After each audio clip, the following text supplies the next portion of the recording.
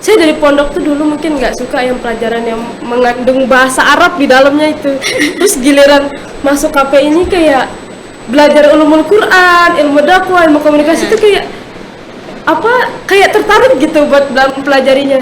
Jadi kayak dari ulumul Quran sendiri yang dulu saya bener-bener waktu pelajarannya yang kayak hadis gitu, yang kayak pelajaran Al-Quran tafsir gitu kayak nggak memperhatikan gitulah ya. Terus giliran saya belajar ulumul Quran tuh kayak ya Allah ternyata semenarik ini ya pelajaran itu.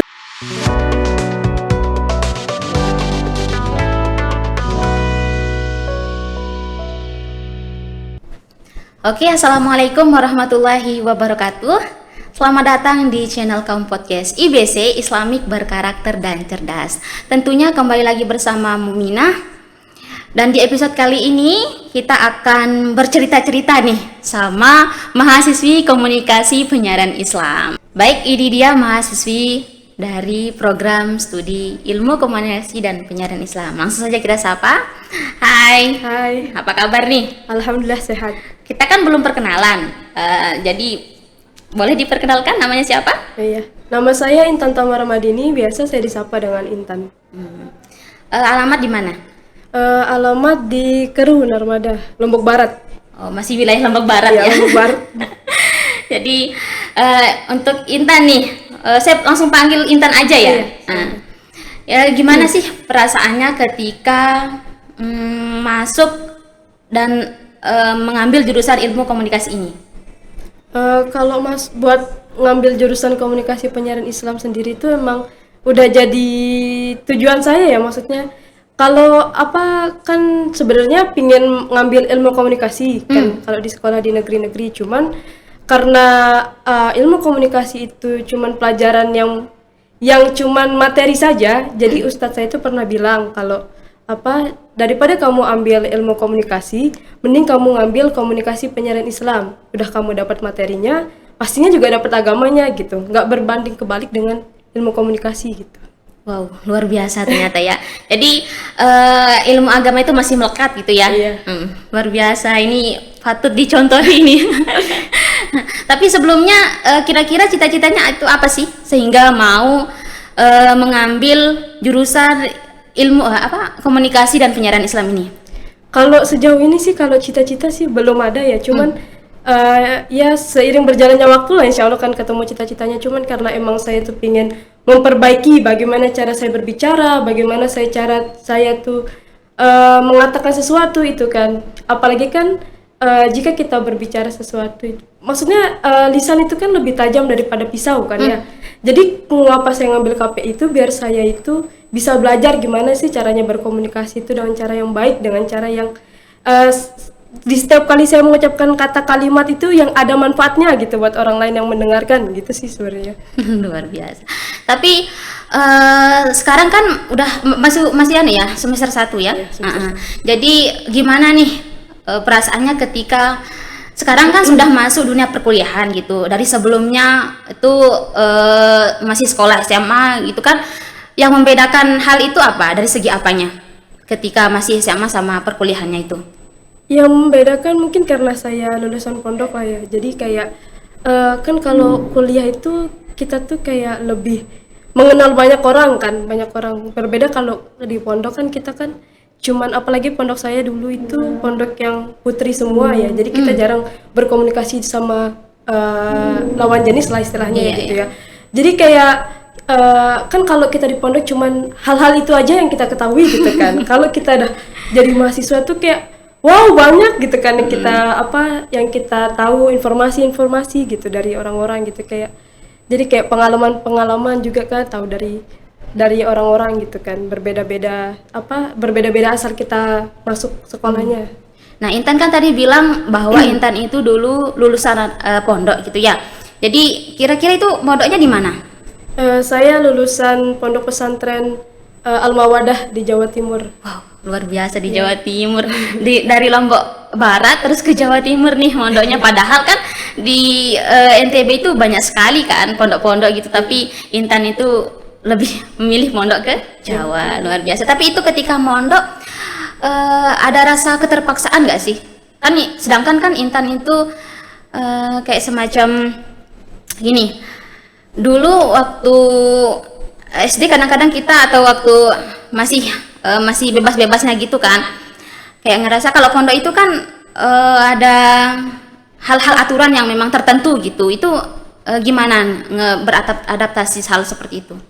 Ya pertamanya pastinya nyesel lah ya, nyesel sedih gitu. Apalagi kan saya masuk pondok tuh karena keterpaksaan dari orang tua gitu kan.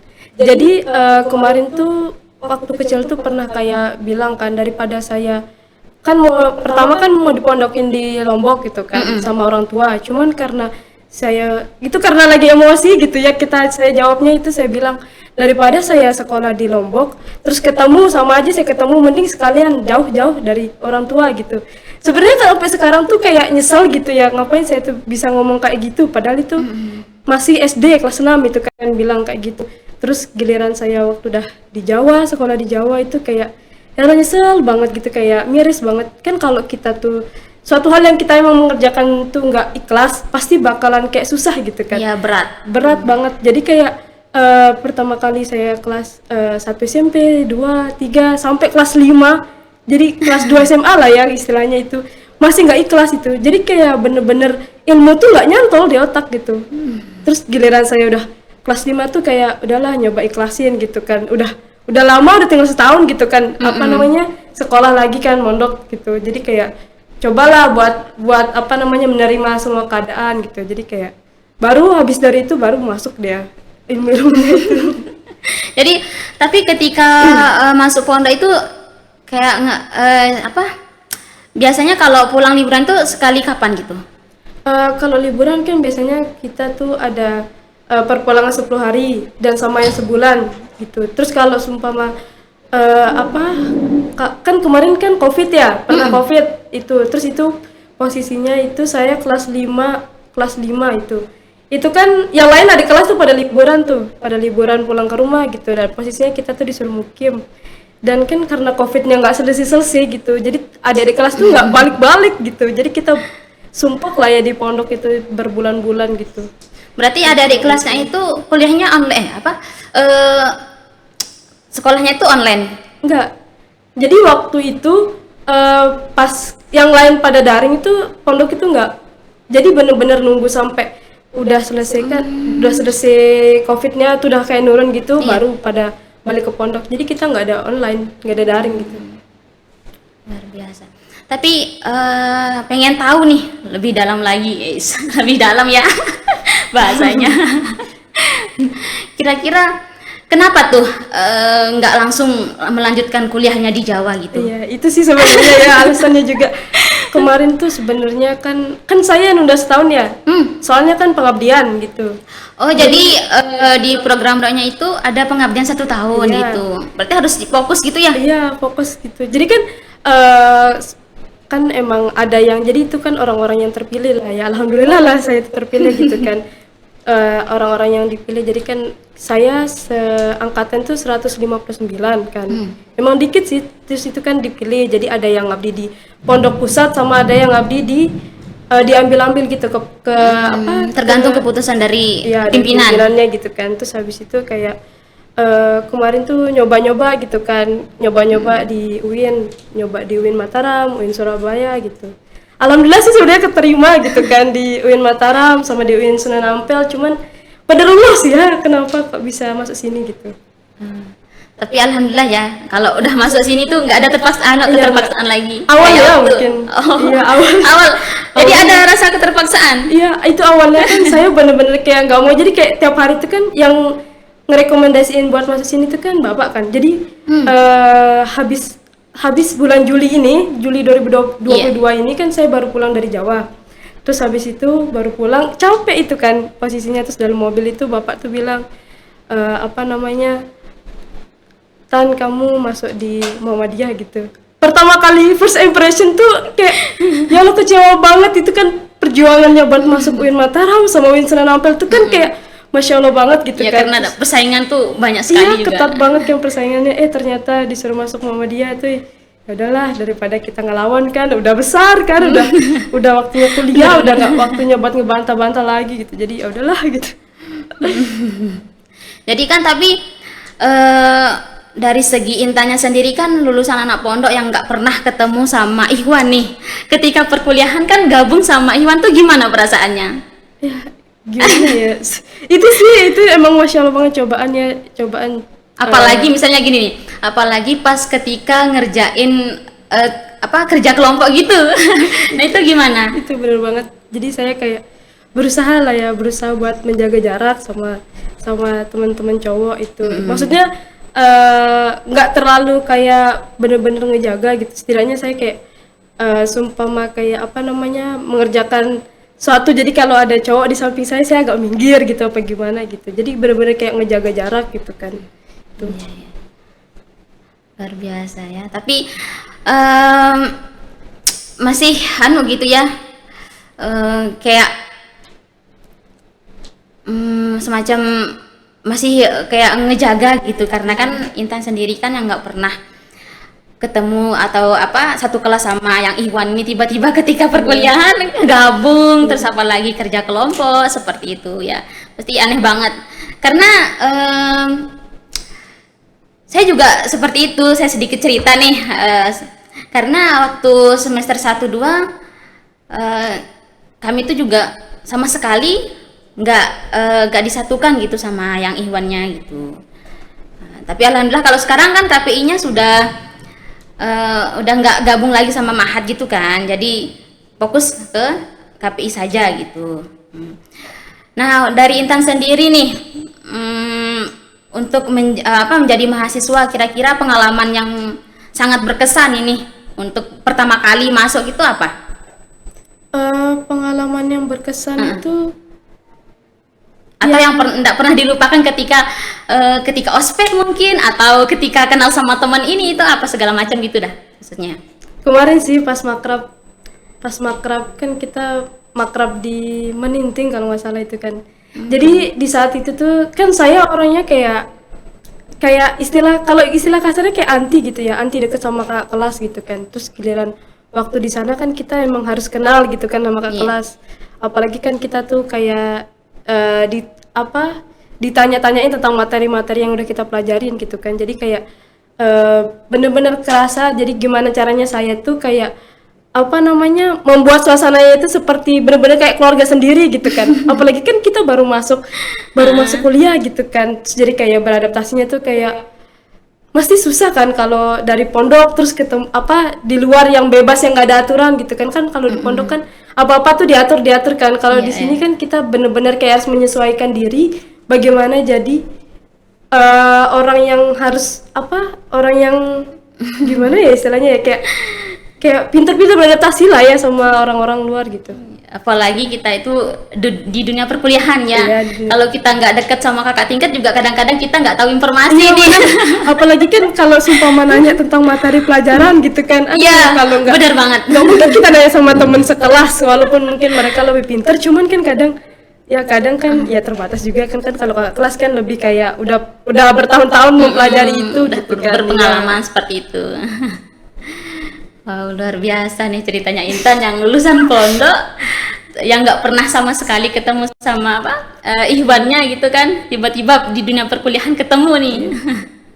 Tapi kalau boleh tahu itu ada nggak sih Ikhwan yang ngedeketin Intan gitu? Pasti ada sih ya. Kalau kan saya kan ini gapir ya, jadi kan rata-rata tuh 2004-2005 teman-teman kan. Masa saya 2003 suka sama adik kelas kan. Iya.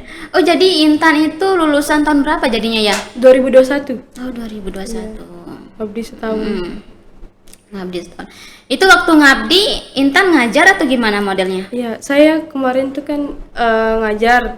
Kan teman-teman tuh ada yang ditugasin ngajar SMP SMA, dan kebetulan saya disuruh ngajar TK. Masya Allah banget ngajar TK. Terus kan emang kan kalau di dalam pondok tuh pasti ada organisasinya gitu kan. Iya. Organisasinya, dan pas kita jadi istilahnya jadi ustazah lah ya, pas kita jadi ustazah itu bagian saya tuh emang sebenarnya kalau dipikir cewek tuh nggak bisa gitu. Bagian saya tuh bagian pembangunan, yang dimana kita kerjanya sama Pak Tukang. Pembangunan. Bisa-bisanya. Jadi kayak masya Allah banget, jadi pondok saya itu bener-bener kayak mengajarkan, kan kita pondoknya cewek semua kan, Iya. jadi nggak ada cowoknya, bener-bener jadi yang perbaiki keran, perbaiki ini itu, jadi kita semua yang perbaikiin, yang perempuan gitu. Mandiri bener, mandiri. Iya, mandiri, mandi sendiri nih. Lebih tepatnya seperti itu. Tuh, Intan, luar biasa ceritanya ya. Kok saya juga baru dengar nih kalau apa di organisasi itu ada bagian pembangunan gitu. Biasanya itu misalnya kalau cewek itu biasanya jadi sekretaris atau wakil gitu kan. Ya, saya juga agak bingung sih maksudnya pas sudah jadi ustazah itu kayak mikir, masa sih ada yang jadi bagian pembangunan gitu kan, yang kerjanya tiap hari kita sama Pak Tukang gitu. Kerjanya tiap hari Pak Tukang, absen Pak Tukang gitu-gitulah istilahnya. Kayak jadi kayak apa namanya, biasanya mungkin orang mikir gak masuk otak gitu kan, kalau perempuan itu kayak benerin keran, benerin pelalon gitu kan. Tapi ya kayaknya ini patut dicontoh deh, Nani, wanita tangguh nih. tapi jadinya nih Intan itu sudah terbiasa dengan dunia organisasian gitu ya, jadi udah biasa gitu ya, bisa dibilang. Soalnya takutnya kan giliran ternyata orang-orang udah kayak menaruh harapan kepada saya, terus saya nggak bisa menjalanin kan, amanahnya tuh nauzubillah kan baliknya saya ntar di akhirat benar-benar bertanggungjawabkan, aduh nggak bisa itu. Nah, Intan sendiri kan karena sudah dari segi pengalaman organisasi gitu, sedangkan Intan kan juga udah menjadi mahasiswi. Kira-kira itu ikut organisasi apa kalau boleh tahu? Kan karena masih baru ya, jadi kan masih baru mendaftar. Jadi saya masih mencoba buat bismillahirrahmanirrahim sih, nyoba daftar IMM sama daftar dimensi. Luar biasa. Tapi ikut kan HMPS gitu? Belum ada. Semester 1. Tapi dari segi pengalaman Intan nih kayaknya menjadi panutan ke depannya nih untuk adik-adik yang lain gitu, maksudnya ketika Intan sudah semester atas gitu kan, jadi dijadikan contoh gitu. Amin. Semoga Intan juga memberikan kinerja yang baik untuk organisasi tersebut gitu kan. Nah, ini juga yang mungkin menarik sekali nih pertanyaannya, karena Intan itu sendiri sudah berapa bulan mengikuti mata kuliah gitu, yang menurut Intan mata kuliah apa yang paling menarik nih gitu? Kalau menarik mungkin ya, karena kebawa dari pondok gitu ya. Saya dari pondok tuh dulu mungkin nggak suka yang pelajaran yang mengandung bahasa Arab di dalamnya itu. Terus giliran masuk KP ini kayak belajar ulumul Quran, ilmu dakwah, ilmu komunikasi itu kayak tertarik gitu buat pelajarinya. Jadi kayak dari ulumul Quran sendiri, yang dulu saya bener-bener waktu pelajarannya yang kayak hadis gitu, yang kayak pelajaran Al-Quran tafsir gitu, kayak nggak memperhatikan gitu lah ya. Terus giliran saya belajar ulumul Quran tuh kayak, ya Allah ternyata semenarik ini ya pelajaran itu gitu. Ngerasa jadi terulang lagi ya, ngerasa masih ada kayak hawa-hawa bawa pondoknya gitu. Kan karena emang linear kan dari pelajaran pondok kan sama kayak KPI kan emang hampir mirip lah ya, dari ilmu dakwah, sejalan kan gitu. Sejalan, jadi alhamdulillah gak nyesel ngambil KPI gitu kan. Ya benar-benar, saya juga gitu dulu, karena kayak semacam kamu itu harus ambil jurusan ini ya gitu. Lah, KPI ini apa gitu, belum tahu. Dan sekarang saya tuh ngerasa bersyukur banget. Ya seperti yang dikatakan Intan tadi itu, masuk ilmu komunikasi atau komunikasi penyiaran itu memang benar-benar kayak ngajarin kita untuk gimana cara komunikasi kita tuh dengan baik dan benar untuk komunikan gitu. Apalagi ini nih kalau kita suka yang berbau kayak public speaking gitu, suka berpidato tuh, suka ceramah gitu tuh, bagus banget ini untuk masuk ilmu komunikasi dan penyiaran Islam ini, karena selain pelajaran umum juga ada ilmu agamanya masih melekat, kayak gitu kan ya. Oke teman-teman, setelah kita udah ngobrol panjang tadi nih, kita akan memberikan kesempatan untuk Intan yang ingin menyampaikan mungkin kesan dan pesan dia untuk mungkin teman-teman atau orang tua atau segala macam nih. Nah, silakan Intan. Harapan buat diri saya sendiri sih ya. Harapan buat diri saya sendiri, semoga saya tuh makin ke depannya tuh makin jadi orang yang bermanfaat buat semua orang yang membutuhkan gitu. Terus bisa jadi orang yang sukses versi orang tua saya yang orang tua saya dambakan selama ini. Maksudnya yang ditaruh harapan ke saya itu seperti itu. Terus kalau buat bapak saya sih ya, makasih udah memilihkan umat buat tempat saya kuliah gitu kan, walaupun berawal dari keterpaksaan menjadi keikhlasan. Luar biasa, ini yang berawal dari keterpaksaan berakhir dengan atau berujung dengan keikhlasan. Nah, ini yang perlu kita terapkan dalam kehidupan. Kita harus benar-benar ikhlas, karena setelah ikhlas apapun yang kita lakukan, laksanakan dan tujukan itu pasti tidak akan berat gitu kan untuk melakukan hal tersebut. Baik teman-teman dan sahabat podcast lainnya, jangan lupa untuk di subscribe, like, dan komen serta share ke teman-teman yang lain. Oke, karena untuk episode berikutnya pasti akan ada lagi cerita-cerita menarik nih dari teman-teman mungkin atau narasumber yang akan kita hadirkan ke depannya. Baik, saya Mumina mohon undur diri. Billahi taufiq wal hidayah. Wassalamualaikum warahmatullahi wabarakatuh.